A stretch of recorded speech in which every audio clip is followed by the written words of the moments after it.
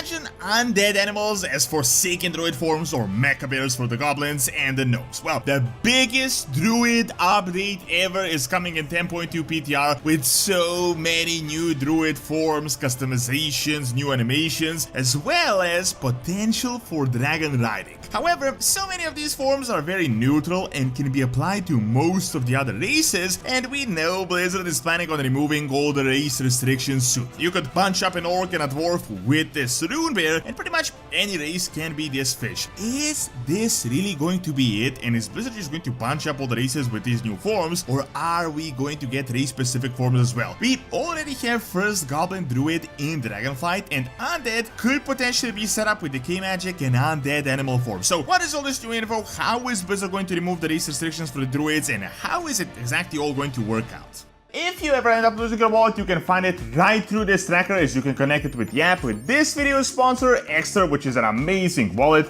You have everything you need. You can fit cards here, you got cash. Best of all, they got so many awesome designs from premium leather to space grade aluminum, and they also got these super cool key cases that can also be fitted with the tracker as well, so you never end up losing your keys. So make sure to get your own Extra wallet with my link in the description and code Doron, and you can get a huge discount with up to 25% off. Check out Extra.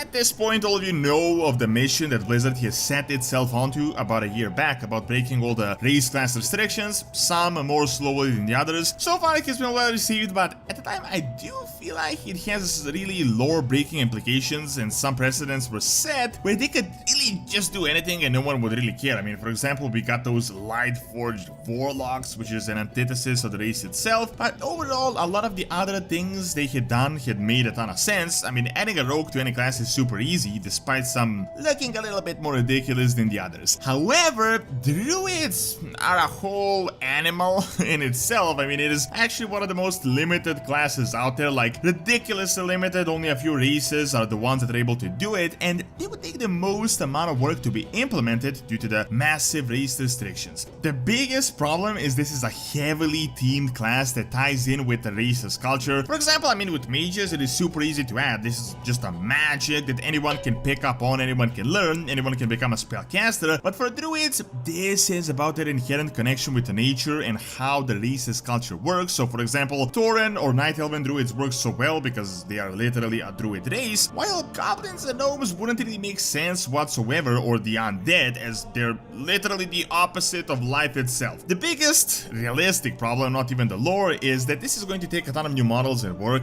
A rogue, I mean, you can just add, but with druids you got like 5 models for every race, and that could be an incredible amount of work, all these animations, all these bug fixes you gotta do, and Blizzard might have unfortunately figured out an easier way to do it in a more cookie-cutter way. However, big things are being set up right now in pretty much the druid patches. After 20 years of WoW, we're actually going into the Emerald Dream. If you can follow the news, you might have seen some of the exciting changes, and that is about a dozen new models they had just added, a ton of customizations for druids, from actual fish models to runebears and owls. Surprisingly though, in an interview, Blizzard said they will not actually be doing any new race class combos for the druids in 10.2, which I personally found strange. I mean, thought they would do it at least 1 or 2 to start setting the ground, as there is literally no better patch to do it other than the Emerald Dream. However, that is because I feel like it may actually happen in bulk at the end of this patch, at the end of this storyline.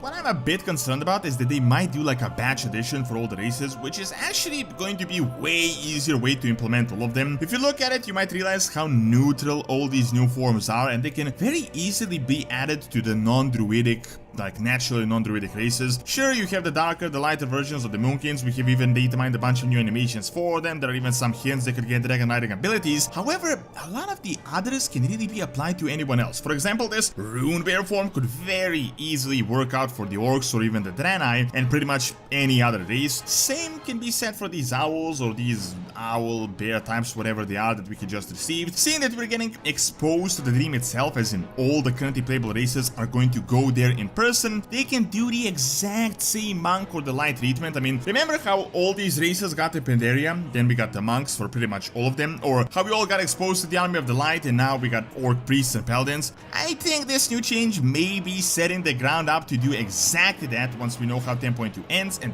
spoilers, we do know how it ends, you can check out a video on my channel. However, I really don't feel like that is going to do enough justice, as so many of these races are going to be a problem to implement that would require quite a bit of mental gymnastics and lore changes. So check this out, the easiest race they could implement would obviously be humans. We literally have cool Tiran druids in the lore. We know there were ancient human druids, so this one is super easy, they can check it right off. I feel like dwarves can be bunched up with that as well, as they share the same origin as the humans, so if humans could do it, why exactly would the dwarves not be able to do it? Same could be said for the Pandaren. The Pandaren are definitely a race that could very easily work as a druid, especially with those August Celestials and their forms, and we know they have a decent connection to nature. With all these races, I could see Blizzard adding these generic forms to them. The runebear could 100% work with the humans or the earth and dwarves, maybe even the Pandaren. I could even stretch it and add onto this list the blood elves that are definitely not a druid race, but they are of night elven druidic heritage, so they could very easily reconnect with that. It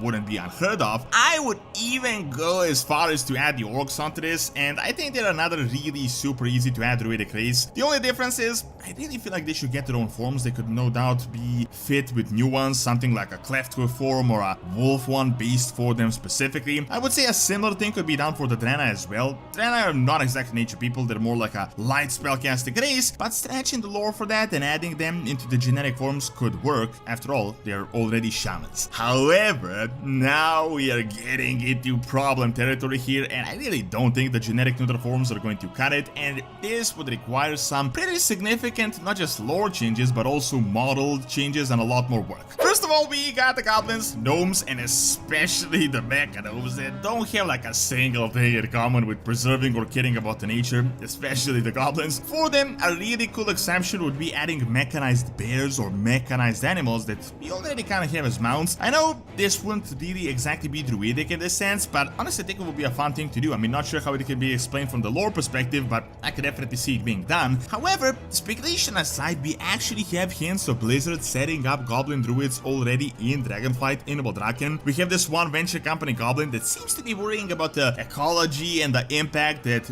this has on the nature, so this could be like a faction of goblins that might reconnect with their nature side. If they do it this way, this could mean that they might get just regular nature forms. But now we get to like the race, and those are the undead. See, for the undead, the light has always been explained as a magic thing, even though it was always super contradictory, like how undead's wielding the light. But here, they're literally two exact opposite sides, like literally. They are dead, and druidism is the magic of life. Seeing that we got light Draenei wielding Fel, honestly it isn't even that crazy anymore, but you kinda see the troubles here. However, I think this can also be explained. In my opinion, the most likely possibility could be those gnolls and decay that Blizzard added at the start of this expansion. This druidic decay form could explain the undead, and something very similar to the Drust, as the Drusts are literally like undead druids in a way. I feel like it could be explained as the only way the undead could wield druidism, but personally I feel like they should have done this in the Shadowlands. They could use the decay aspect that only has been mentioned once in this expansion, but now with the Emerald Dream patch, I feel like they got so much more room to explore all that. Additionally, their druid forms could look just absolutely bonkers, super cool, albeit contradictory, so we could get like a fallen 3-type form to diseased animals such as bears or wolves. However, I really don't feel like the potential genetic forms would work for them in any way, shape or form. Now, don't get me wrong, these at the moment are just customizations. They never said they're going to be new forms or genetic forms for the races, but they can definitely be used in this way. I don't particularly think this would be a bad thing. I wouldn't mind them using these new forms for a few of the races, but we would definitely need new ones for races such as the undead with very race specific ones and brand new models, which would definitely be a lot more work, but that could be added over time. Thank you for watching. Check out how Farrak is possessed by the void by clicking on the screen, and check out my video on Slavic pirates and Vikings on my history channel by also clicking on the screen. See you next time!